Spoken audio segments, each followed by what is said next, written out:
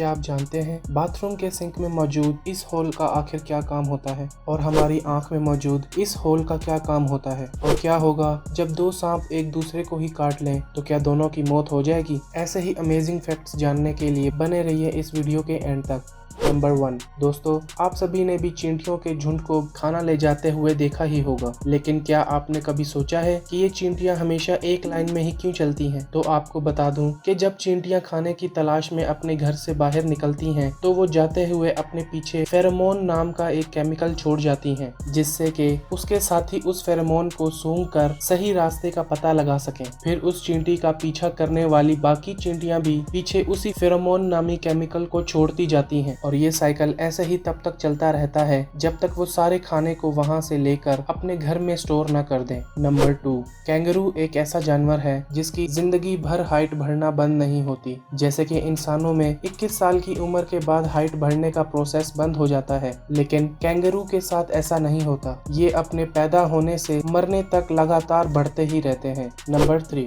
दुनिया के सबसे खतरनाक जानवरों में से एक है सांप, जिनमें से कुछ के काटने से किसी की भी मौत हो सकती है। लेकिन क्या आपने कभी सोचा है कि तब क्या हो जब ये जहरीले सांप एक दूसरे को ही काट लें? वैसे तो एक ही किस्म के सांप एक दूसरे को नहीं काटते, लेकिन अगर गलती से कभी ऐसा भी हो जाए तो दोनों में एक ही किस्म का जहर होने की वजह से वो एक दूसरे का नुकसान नहीं करता। लेकिन वहीं अगर दो अलग अलग किस्म के सांप एक दूसरे को काट लें तो ऐसे में जिस सांप का जहर ज्यादा जहरीला होगा वो दूसरे सांप को मार डालेगा। जैसा कि अगर कोबरा किसी पाइथन को काट ले तो पाइथन का मरना तय है, क्योंकि पाइथन में जहर ही नहीं होता। नंबर 4 हमारी आंख में मौजूद इस होल का आखिर क्या काम है? आपने कभी न कभी रो कर तो देखा ही होगा। अजीब सवाल है, लेकिन इस बात पर कभी गौर किया है कि रोते वक्त आंख से पानी आने के साथ साथ हमारा नाक भी बहना शुरू कर देता है? लेकिन ऐसा क्यों होता है? तो आपको बता दूं कि हमारे आंख में प्रेजेंट ये होल सीधा नाक से कनेक्ट होता है। जब हम रोते हैं तो हमारे आंसू इस होल के थ्रू हमारी नाक में चले जाते हैं, जिससे हमारा नाक भी बहना शुरू हो जाता है। क्या आप इस बात को जानते थे? मुझे कमेंट बॉक्स में जरूर बताएं।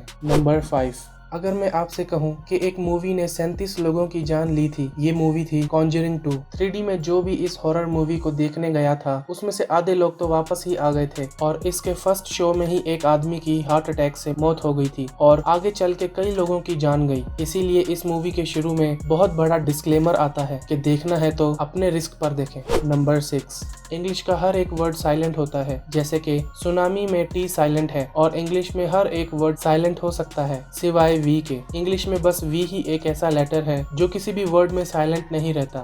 नंबर 7 हम सभी को सिंक के ड्रेन होल का फंक्शन तो पता ही है। इस होल को आप बंद करके पानी को रोक कर चीजों को धो सकते हो और काम खत्म होने के बाद ड्रेन होल से पानी को सिंक से बाहर निकाल सकते हो। लेकिन आपने सिंक में एक और होल देखा होगा, तो इसका आखिर पर्पस क्या है? क्या आप जानते हैं कि ये किस काम में आता है? चलिए मैं आपको बताता हूँ। इंजीनियर्स ने इसे इसलिए डिजाइन किया है ताकि पानी सिंक से ओवरफ्लो ना हो, और अगर आप गलती से टैप को खुला छोड़कर इधर उधर चले जाते हैं तो ऐसे में ये होल पानी को ओवरफ्लो नहीं होने देगा, जिससे आप अपने ही घर में आई सुनामी में डूबने से बचे रहेंगे।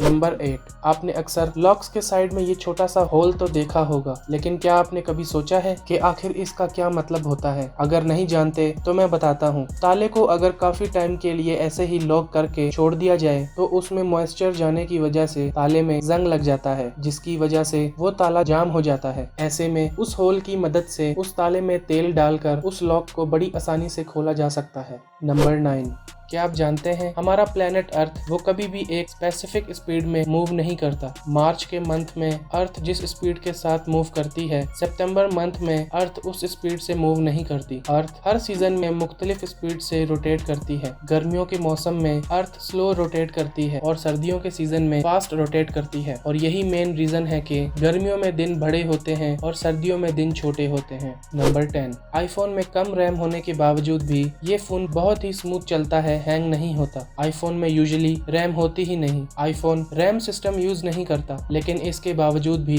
अगर आईफोन की मिनिमम रैम को कंपेयर किया जाए तो वो 4 से 6 GB रैम होती है, मगर फिर भी ये बहुत ही स्मूथली वर्क करता है और बहुत साल यूज करने के बावजूद भी हैंगिंग प्रॉब्लम को हमें फेस नहीं करना पड़ता। एक्चुअली इसमें रीजन आईफोन का ऑप्टिमाइजेशन है। आईफोन की रैम, प्रोसेसर और सॉफ्टवेयर, ये सब चीजें एप्पल कंपनी खुद ही डिजाइन करती है, इसलिए आईफोन के कंपोनेंट्स एक दूसरे में काफी ज्यादा कंपैटिबल होते हैं और इसी वजह से आईफोन हैंग नहीं होता और फोन फास्ट और स्मूथली वर्क करता है। आज के लिए दोस्तों बस इतना ही। मैं उम्मीद करता हूँ आपको मेरी ये वीडियो पसंद आई होगी। अगर पसंद आई है तो इस वीडियो को लाइक करें और इस वीडियो के बारे में आप क्या कहना चाहते हैं अपनी राय कमेंट बॉक्स में जरूर बताएं और मेरे चैनल ज़ेवियर टीवी को भी सब्सक्राइब करें। तो मिलते हैं अगली वीडियो में, तब तक के लिए अल्लाह हाफिज।